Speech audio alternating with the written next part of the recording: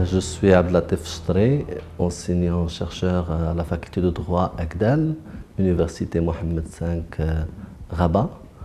J'ai eu l'immense plaisir de se mettre au débat lors de la rencontre de présentation de l'ouvrage Équilibre extérieur, compétitivité et processus de transformation structurelle de l'économie marocaine. Un article portant sur le contenu de la production en importation et corrélativement le contenu en valeur ajoutée de cette production et son impact sur la transformation structurelle paraît dans l'ouvrage et plus précisément dans la première partie de l'ouvrage. Et cet article répond en fait à une triple préoccupation. D'abord, la lecture que nous faisons de la croissance au Maroc est une croissance fondamentalement extensive, c'est-à-dire tirée davantage par les inputs. Et la première préoccupation était de vérifier est-ce que ces inputs sont utilisés là où ils sont le plus productifs. Deuxième préoccupation, et cette fois-ci en dynamique, nous avons voulu vérifier est-ce qu'il y a un transfert de ces inputs pendant la période analysée des secteurs traditionnels et peu productifs vers des secteurs modernes à fort contenu en valeur ajoutée. Ça va de soi que ce transfert normalement ne peut s'opérer à un rythme approprié et suffisamment accéléré si par ailleurs l'économie est faiblement intégrée à la fois sur le plan inter et intra-sectoriel. Donc ça revient à apprécier tout simplement l'intégration des secteurs productifs marocains. Et troisième préoccupation, et non pas des moindres, et partant du fait que la croissance est tirée davantage par la demande, donc nous avons estimé qu'en l'absence d'une intégration suffisante, le contenu en importation risque de l'emporter sur le contenu en valeur ajoutée, ce qui ne peut être que préjudiciable pour la transformation structurelle au Maroc. Et effectivement, pour les résultats que nous avons obtenus, d'abord, nous avons constaté qu'il y a une forte inertie. Ça veut dire qu'il n'y a pas eu véritablement un glissement de l'activité économique des secteurs traditionnels vers des secteurs modernes. Deuxièmement, la désintégration se creuse. Et ça veut dire que finalement, notre ouverture n'est pas suffisamment maîtrisée. Et troisièmement, nous avons constaté que l'effet dépendance externe domine effectivement l'effet efficience ou bien l'effet de contenu en valeur ajoutée des secteurs productifs.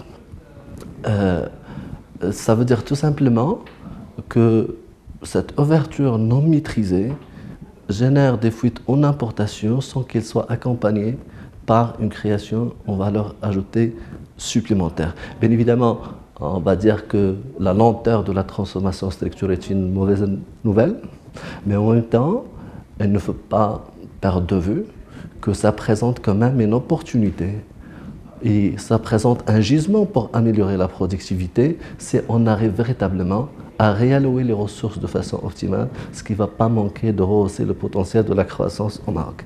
Donc maintenant, lors de la rencontre, les échanges avec ceux et celles qui ont réagi par rapport à l'article, en fait, ces échanges ont réconforté notre conviction de la nécessité de reconsidérer certains points, d'approfondir d'autres et de nous orienter vers d'autres pistes et d'autres perspectives et d'autres réflexions. Bon, je pense notamment à la question de l'intégration de la variable emploi dans l'analyse. Je pense à l'affinement de la domestication de la matrice de la consommation intermédiaire. Je pense à la dynamisation du modèle en soi. Je pense aussi à l'utilisation des tables uniquement lors des enquêtes de structure. Mais maintenant, je pense qu'on a implémenté l'infrastructure méthodologique qui nous aide à mieux comprendre et mieux analyser le problème posé, mais l'appareil comptable et statistique national devrait quand même être mis à niveau, à la fois au niveau de son contenu, au niveau de sa qualité, au niveau de son accessibilité et peut-être aussi au niveau de la fréquence de publication. Et là, je pense plus précisément aux enquêtes de structure. Nous devrions converger vers la norme internationale, ça veut dire une enquête chaque 5 ans.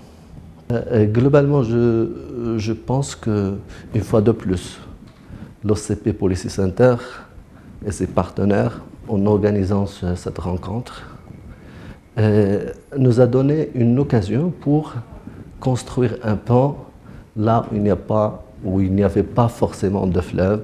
Et nous avons réussi à croiser les regards, à confronter les points de vue. Pour l'ambition partagée, je pense, était d'objectiver d'abord le diagnostic, d'aboutir finalement à une grille d'analyse, pas forcément unifiée, mais convergente sur les tendances lourdes, sur les métacontraintes, sur les fragilités structurelles et surtout sur l'orientation des réponses et des solutions et des ajustements à entreprendre, surtout à un moment où il y a un large consensus que l'économie marocaine traverse ou bien se trouve à une étape cruciale de son évolution et que plusieurs signes annonciateurs de l'essoufflement du modèle de développement poursuivi des années durant. Et ça va de soi, je pense, que pour une petite économie ouverte comme la nôtre, on ne peut pas faire cet exercice de repenser et de régénérer un modèle de développement sans placer la question de la compétitivité, la question du dépassement des rigidités, des fragilités et des pressions qui s'exercent sur les équilibres extérieurs, les placer, tout ça, au centre des priorités.